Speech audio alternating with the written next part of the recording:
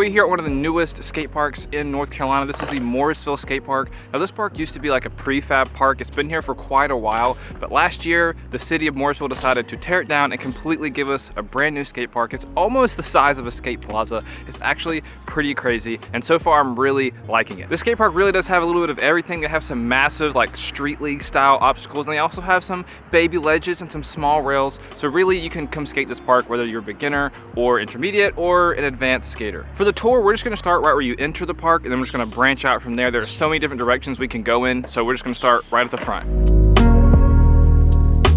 So at the very front of the skate park is like a bathroom house, which is really nice. In the past, there was no bathroom here. There was just a porta potty, so if you had to use the bathroom or it was an emergency, you either had to go in the woods or use a porta potty, and I think that's really nice. And it looks like this place has like air conditioning and heating, so during the winters they can leave it open. I know at Lexington Skate Park they don't have that, so during the winter, to prevent the pipes from freezing, they close down the bathhouse there, so you can't like use the bathroom at the skate park. So having a temperature controlled area to like go use the restroom when you're here at the park is awesome. Right as you enter the park, take a hard right, and there's a nice ledge section over here. They've got two ledges back to back, and they're kind of different sizes. One's smaller, one's like a couple inches taller than the other. Then in the middle, there's this really unique obstacle. It's two mani pads and then this like skinny ledge on top. So you can use that to get different combos, which is pretty cool. And then right next to that, it's just a simple flat bar. The only downside about this section is right when you enter the park, there's this drain grate that's right there. So you have to roll over it to go hit that first ledge if you're hitting it regular front side. So that's kind of a problem. But other than that, this section is pretty cool. Right behind that section, there's this curved stage looking area. It's like a really small two-stair,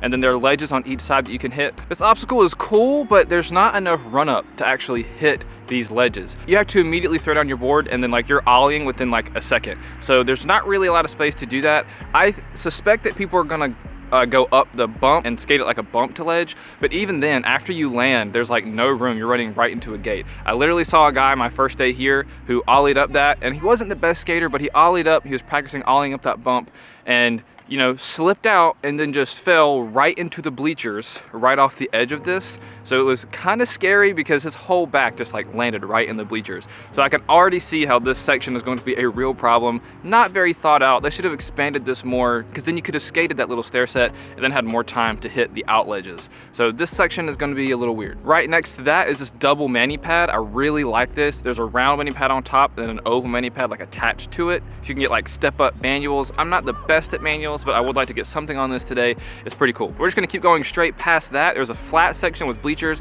This would be a great place to have like flat ground games of skate. I've said before, a lot of skate parks don't leave just normal flat areas. They just fill it with obstacles, and I think it's nice that there's just a flat section here for beginners to learn new flat ground tricks, or for anybody to learn new flat ground tricks, and just, you know, to play games of skate with the homies. Right past that is the first bowl. This is a smaller bowl. This is something I actually could potentially skate and learn some things on. It is a little big. I can't tell you exactly how big it is. It looks like it's probably 6 feet tall, something like that, and there's not a deep end or shallow end. It's just all the same depth. But then right behind that, there's like a pool. This has pool style coping along the edge, and this one has a shallow end and a deep end, and it's pretty big, but I think it's still reasonable if you're trying to learn how to skate bowls. And then moving on to the very back of the park, there's just one giant quarter pipe there. In the middle, this curved quarter pipe is like brick lay, so you can feel the brick as you're going up, which is kind of cool. You don't really see that a lot, and that is really just here so you can, you know, turn around to, you know, keep skating the park. Right next to that is this volcano with brick on top of the volcano, and if we keep going around, the very back side of the park is a snake run with a finish line on each side. So there's like a checkered start and finish line on each side of this, so you could like have races and actually see who wins, which is really cool. I like that. So we're gonna make our way to the middle of the park, and this time we're gonna start at the back, and this is another one of my favorite sections. It's like a small street section. On one side there's a two-stair with a handrail, and that two-stair immediately leads to a three-stair.